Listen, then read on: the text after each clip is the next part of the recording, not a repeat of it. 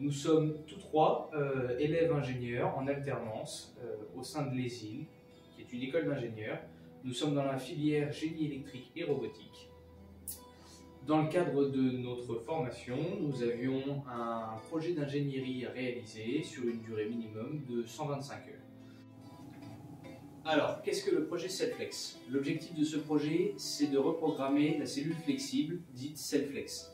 La CellFlex est une plateforme automatisée de l'Université de Reims-Champagne-Ardenne à vocation de recherche et de formation, capable d'imiter un process industriel que l'on pourrait retrouver dans n'importe quelle entreprise.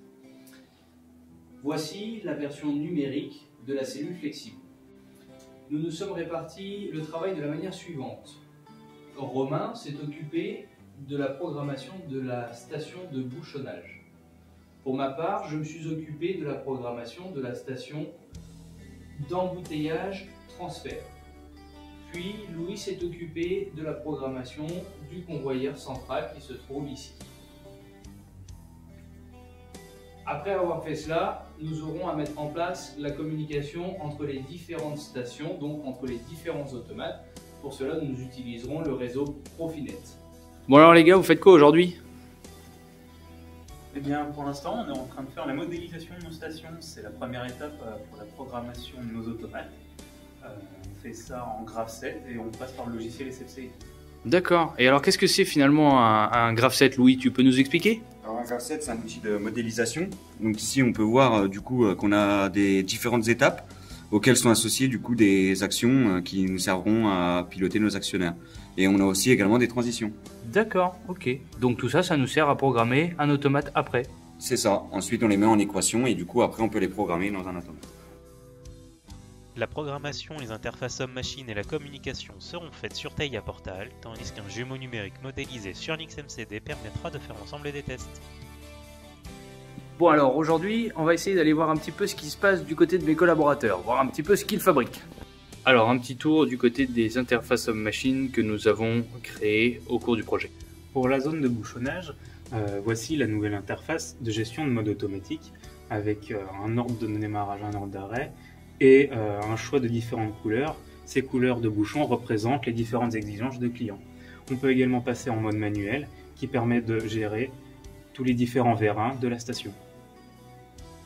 Alors, du côté de la station d'embouteillage, on a un mode manuel avec le pilotage des différents composants de la station, un mode automatique avec un ordre de marche, un ordre d'arrêt, une vue de la station, puis une page aussi pour la station de transfert avec un mode manuel, une fois encore le pilotage indépendant, puis un mode automatique avec un ordre de marche et un ordre d'arrêt. Alors, pour piloter le convoyeur en mode auto ou en mode manuel, j'ai créé des vues. Donc ici, on a la vue qui me permet de pouvoir piloter le convoyeur en mode automatique. Et j'ai également un mode manuel qui me permet du coup de piloter chaque actionnaire indépendamment pour pouvoir les rentrer, sortir les vérins ou mettre en marche le convoyeur. J'ai également créé une vue qui me permet de remettre à jour l'état des palettes suivant si elles ont un 6-pack vide ou un 6-pack plein ou pas du tout de 6-pack. Le bouchon de couleur sélectionnée chute de sa zone de stockage et il est acheminé petit à petit via des vérins pneumatiques et un convoyeur vers la zone d'embouteillage.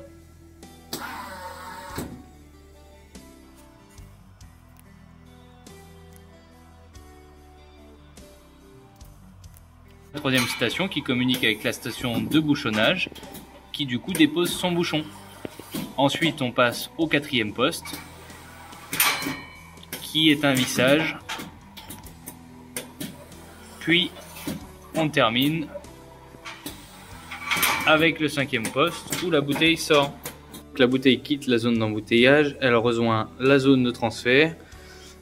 Une fois qu'il y en aura 6, la pince pourra attraper les 6 bouteilles et les transférer sur le 6-pack qui se trouve à droite, qui se trouve sur la zone du convoyeur central. 6-pack arrivé à la zone de transfert, il y a un transfert du coup qui s'effectue.